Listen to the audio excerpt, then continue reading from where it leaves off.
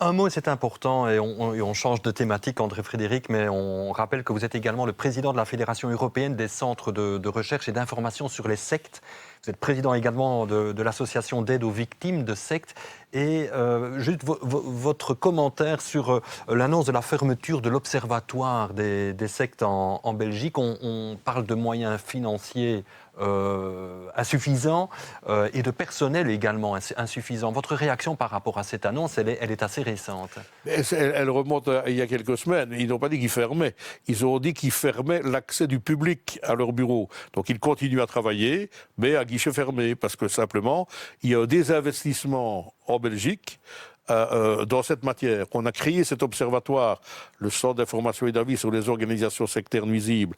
Après la commission d'enquête dans l'affaire de l'ordre du Temple solaire, on remonte à quelques décennies en arrière, on a créé cela. C'était une préoccupation parce qu'il y avait eu, dans cet ordre du Temple solaire, 74 morts, dont 3 enfants mineurs, qui ont mobilisé les énergies à l'époque. Et puis on a laissé le sujet de côté. C'est la même chose à la Sûreté de l'État, qui avait cette matière, observation des sectes, dans ses 33 missions, et qui aujourd'hui ne fait plus que du radicalisme et du terrorisme, ce qui est légitime, bien évidemment, parce qu'ils n'ont pas les moyens humains et financiers pour continuer à traiter. Si demain on a un nouveau drame, comme celui que j'indiquais, ça va peut-être mobiliser les énergies.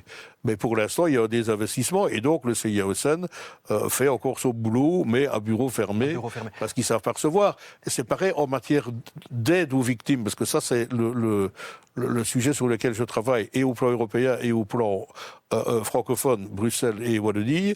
Là, ce sont des bouts de ficelle, hein, je veux dire, c'est des bénévoles. Tous les gens qui connaissent le milieu des dérives sectaires en Belgique sont rassemblés dans mon association. Parce qu'il y en a encore des dérives sectaires en Belgique aujourd'hui. Bien évidemment. Mais bien évidemment, il y a une diversification du champ d'action au fil des années. Avant, on était dans les groupements de type apocalyptique, la fin du monde, etc. Puis ça s'est développé dans le développement personnel, la formation professionnelle, l'éducation et surtout le domaine de la santé en particulier, avec toute une série de charlatans.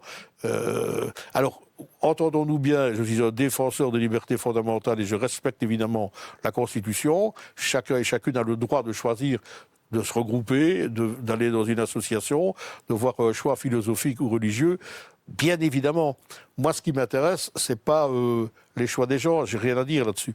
Ce qui m'intéresse, c'est à un moment donné de constater que dans un certain nombre de groupements, on déconseille, par exemple, dans le domaine de la santé, la chimiothérapie dans le cadre d'un cancer, pour le remplacer par toute une série de fantaisies. Oui, mais il y a des gens qui mettent leur vie en danger, il y a des gens qui en meurent.